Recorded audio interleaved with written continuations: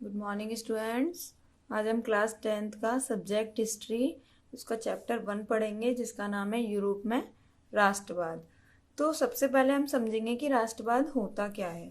अपने राष्ट्र के प्रति प्रेम की भावना को राष्ट्रवाद कहा जाता है। जो हमारा हमारा जो हमारे अंदर जो प्रेम की भावना होती है अपने राष्ट्र के प्रति उसको हम राष्ट्रवाद कहते हैं। और राष्ट्र किसे कहते हैं? तो अर्नेस्ट रेनर एक दार्शनिक थे।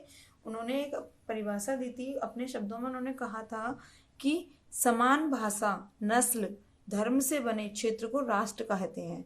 जहाँ पर समान भाषा हो, जहाँ एक ही धर्म जाति के लोग रहते हो, उसे हम क्या कहते हैं? राष्ट्र कहते हैं। एक राष्ट्र लंबे प्रयासों, त्यागों और निष्ठा का चरम बिंदु होता है।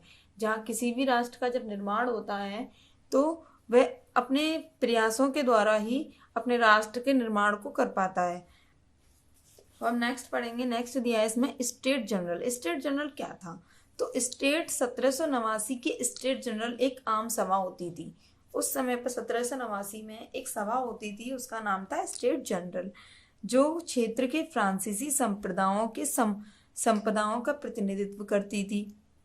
बाद में इसका नाम नेशनल असेंबली रख दिया गया। अब हम इसके बाद आगे पढ़ेंगे वियना कांग्रेस। वियना कांग्रेस क्या था? 1815 में वियना कांग्रेस की स्थापना हुई थी।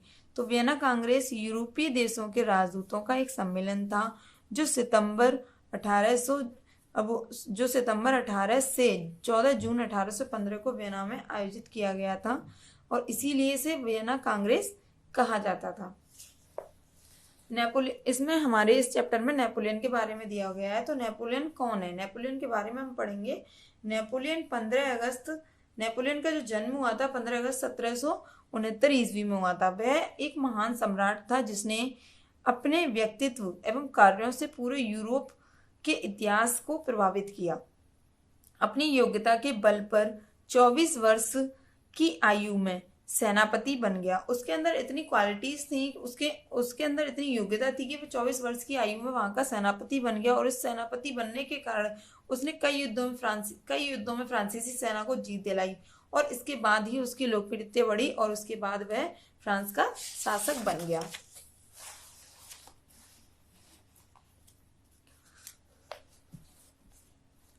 उदारवादी क्या होता है?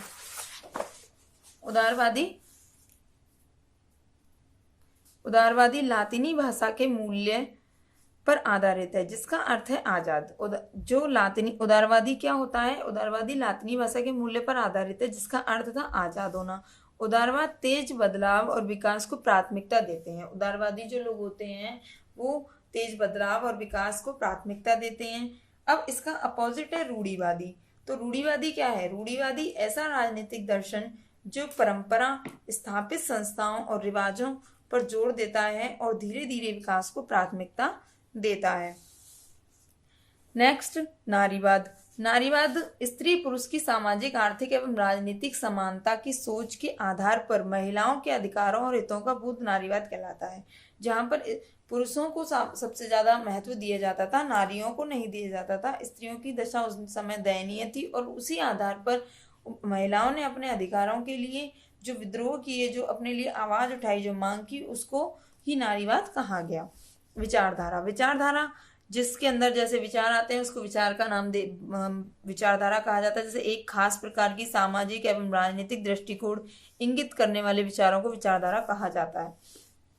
तो हम यूरोप में राष्ट्रवाद का जब उदय हुआ था तो उससे पहले हम फ्रांसीसी क्रांति के बारे में पढ़ेंगे, तब हम पढ़ेंगे यूरोप में राष्ट्रवाद का उदय कैसे हुआ था।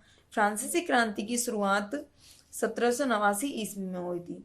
फ्रांसीसी क्रांति में लोगों की मांग थी कि राजतंत्र को खत्म करके प्रजातंत्र को स्थापित किया जाए। राजतंत्र को खत्म करने का मतलब ये था कि जब राजा जो लोग होते थे वो अपनी मनमानी करते थे और अपने तरीके से जनता के लिए अपनी मांगों को अपने अनुसार अपना शासन करते थे। जनता को परेशानी उठानी पड़ती थी, इसलिए जनता वहां की प्रजातंत्र की मांग कर रही थी।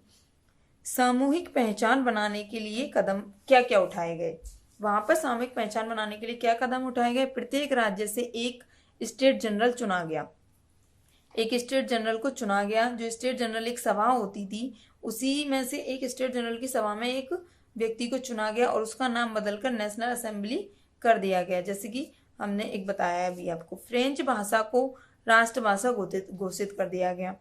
एक प्रशासनिक व्यवस्था लागू की गई जिससे सबको समान कानून का अनुभव हो सके। अब यहाँ पर धीरे धीरे वो प्रजातंत्र की तरफ सरकार अपना विस्तार कर रही थी। आंतरिक आयात निर्यात सीमा शुल्क समाप्त कर दिया गया। जहां पर व्यापार किया जाता था, लोग अपने सामान को बाहर भेजते थे और वहां की जो सीमाएं शुल्क होती थी और टैक्स वसूल करते थे, उसकी जो सीमाएं शुल्क होती थी उसको समाप्त कर दिया गया। स्कूल और कॉलेजों की छात्राओं द्वारा भी समर्थन के रूप में क्लब का गठन किया गया। एक क्लब का गठन किया गया जिसका नाम रखा गया जैकोबिन क्लब। उसका नाम रखा गया था जैकोबिन क्लब। फ्रांस की आर्मी ने समर्थन के तौर पर हर विदेशी क्षेत्र में भेज दिए गए जिससे राष्ट्रवादी भावना और बढ़ती चली गई। फ्रांस की आर्मी को समर्थन के तौर पर हर विदेशी क्षेत्र में उनको भेज दिया गया जिससे कि राष्ट्रवादी भावना की तरफ बढ़े और उनकी भावना बढ़ती चली गई। नेपोलियन का शासनकाल। हमने पढ़ा कि नेपोलियन कौन थे, तो नेपोलियन के बारे में हमने बताया कि वो एक सम्राट थे, लेकिन हमने ये नहीं पढ़ा था कि नेपोलियन का शासनकाल क्या था और उसने क्या क्या योजनाएं चलाई थी। अब हम इसके बारे में पढ़ेंगे। नेपोलियन का शासनकाल। जब नेपोलियन फ्रांस पर अपना शासनकाल चलाना शुरू किया तो उन्होंने प्रजातंत्र को हटाकर राजतंत्र को स्थापित कर दिया। धीरे धीरे जैसे कि यूरोपीय सरकार जब प्रजातंत्र की ओर बढ़ रही थी, उस समय नेपोलियन का शासनकाल आया और नेपोलियन ने प्रजातंत्र को हटा करके राजतंत्र को स्थापित कर दिया और उन्होंने एक संहिता चलाई जिसे नागरिक संहिता या नेपोलियन संहिता 1804 ईस्वी में चलाई थी और इसको नागरिक संहिता या नेपोलियन संहिता भी कहते हैं। तो इसमें क्या क्या योजनाएं उन्होंने जनता के लिए रखी थी। पहला जो पॉइंट है इसमें, कानून के समक्ष सबको बराबर रखा गया। संपत्ति के अधिकार को सुरक्षित बनाया गया।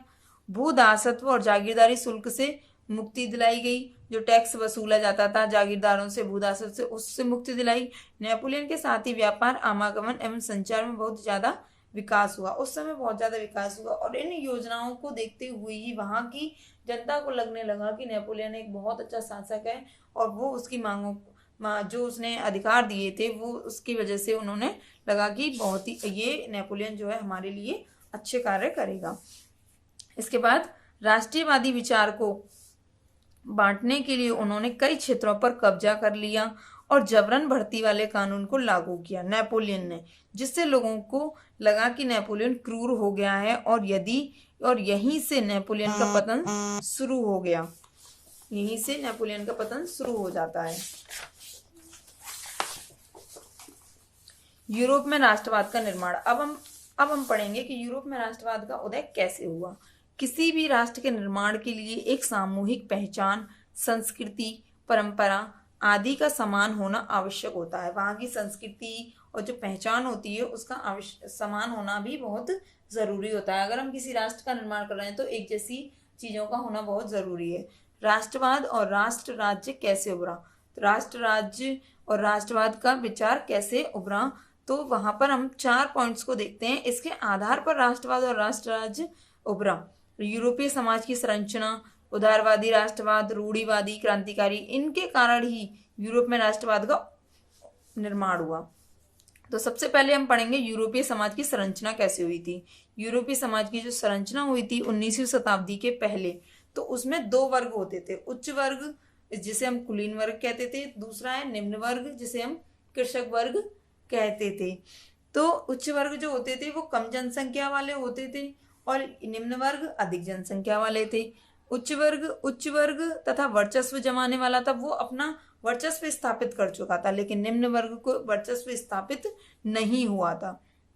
जमींदार यानी ढेर सारे खेतों के मालिक होते थे, लेकिन इनके निम्न वर्ग वाले लोगों के पास जमीन नहीं होती थी, जमीनहीन होते थे।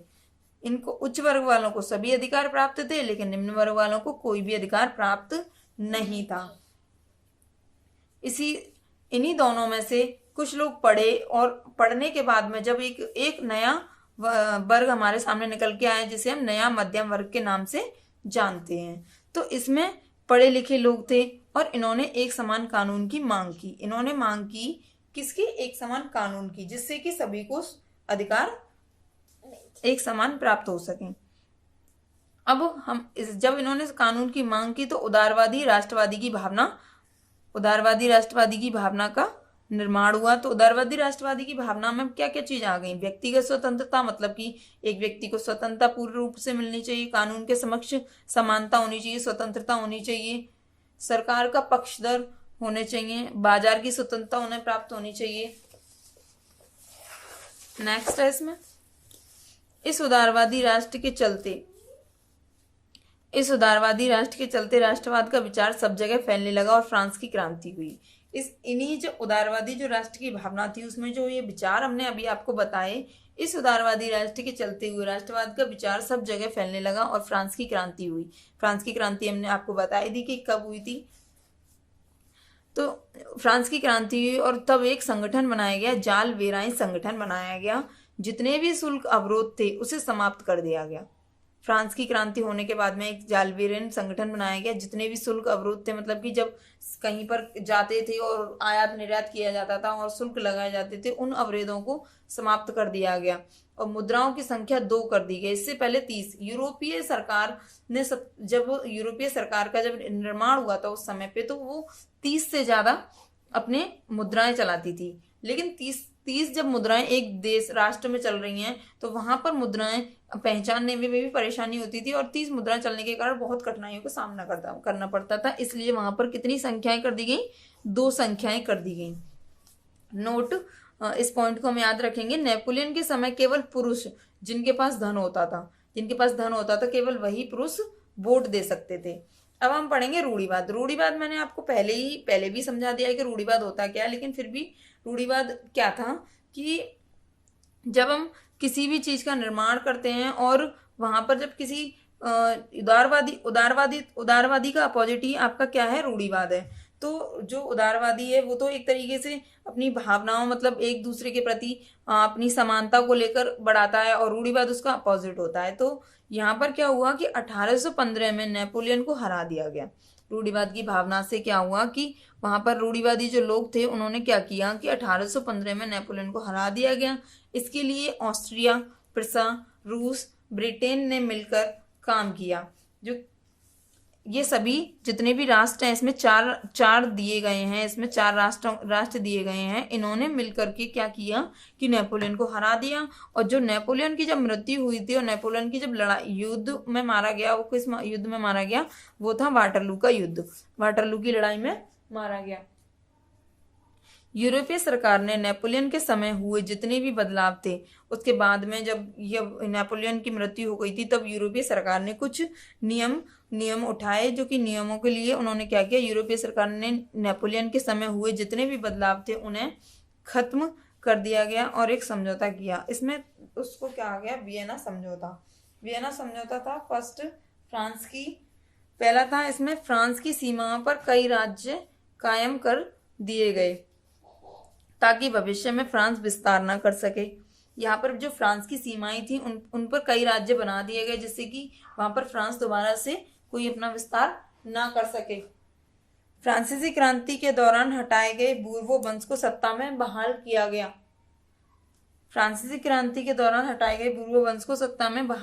तीसरा, राजतंत्र को जारी रखा गया।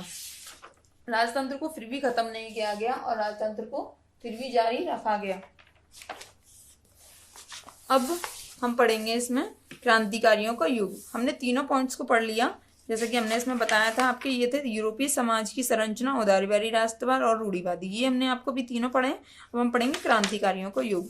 क्रांतिकारियों का जो युग था 1830 से 1884 ईस्वी तक चला था। ये यूनान का स्वतंत्रता संग्राम सबसे पहले अगर हम क्रांतिकारियों का युग पढ़ेंगे तो इसमें हम सबसे पहले पढ़ेंगे यूनान का स्वतंत्रता संग्राम। यूनान में स्वतंत्रता के लिए संघर्ष 1821 से ही प्रारंभ हो गया था, जबकि हम कहेंगे क्रांतिकारियों का युग 1830 से शुरू हुआ था, लेकिन यूनान का जो संघर्ष था स्वतंत्रता के लिए वो 1821 से ही प्रारंभ हो गया था। यूनान में जो लड़ाई हुई थी वहां पर अनेक समूहों ने मदद की। यूनान की जो लड़ाई थी, यूनानी खुद थे, पश्चिमी यूरोपीय लोग थे, उसमें कलाकार थे और कवियों ने उनकी मदद की। इससे क्या हुआ कि जब यहाँ पर कई अब समूहों ने उनकी जब मदद की तो इससे क्या हुआ कि स्वतंत्रता राष्ट्रवाद का उदय राष्ट्रवाद का जो विचार था वो सब जगह फैलने लगा और राष्ट्रवाद के विचार एक तरीके से बहुत ही मजबूत हो गया। युद्ध के बाद 1832 में कुस्तुनतिया की संधि की गई। जब युद्ध हुआ तो उसके बाद में 1832 में एक कुस्तुनतिया की संधि की गई और उसके तहत यूनान को एक स्वतंत्र राष्ट्र घोषित कर दिया गया। यहाँ जब ये यूनान को स्वतंत्र राष्ट्र घोषित कर दिया गया, इससे और ज़्यादा राष्ट्रवाद की भावना का विकास हुआ और लोग यही सोचने लगे कि जब यहाँ पर यूनान को स्वतंत्र राष्ट्र घोषित कर दिया गया है तो हमें भी अपने राष्ट्र का निर्माण करना चाहिए और एक राष्ट्रवाद की भावना का निर्माण हुआ इससे। अब नेक्स्ट है 1830 से 1848 तक यूरोप की आर्थिक स्थितियां कठिनाइयों में थी। जो वहाँ की 1830 से 1848 में यूरोप की जो आर्थिक स्थिति थी वो बहुत ही कठिन समय से गुजर रही थी। यहाँ पर भूख, कठिनाई और जन विद्रोह हुआ। तो 1830 में कठिनाइयों का महान साल भी कहा जाता है। 1830 की जो कठिनाइयां थी उसको क्या कहा जाता है? महान साल भी कहा जाता है। कठिनाइयों का महान साल कहा जाता है 1830 को। अब हम पढ़ेंगे इसके कारण क्या थे, कि उन्हें आर्थिक कठिनाइयों का सामना क्यों करना पड़ा, इसके कारण क्या थे। इसके कारण ये थे कि जबरदस्त जनसंख्या वृद्धि हुई और गरीबों की भी वृद्धि थी। वहां पर गांव से शहर की ओर जाने लगे थे लोग, बेरोजगारी बहुत होने लगी और फसल बर्बाद हो गई, खाने पीने की कमी हो गई थी और कृषक विद्रोह हुआ। सरकार के खिलाफ विद्रोह किए गए लोगों ने।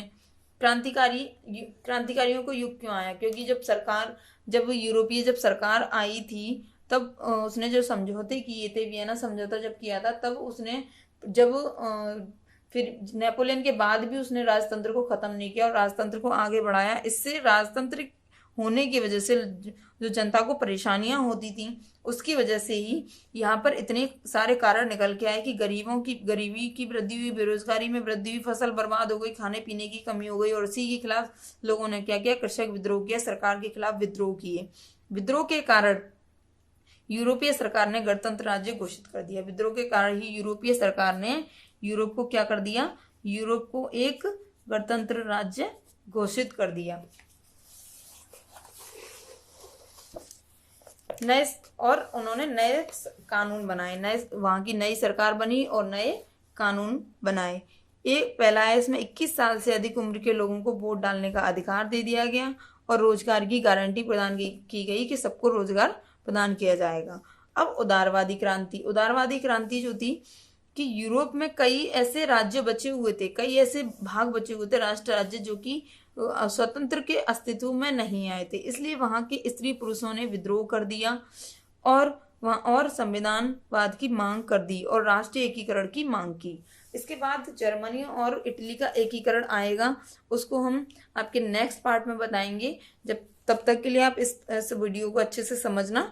Thank you.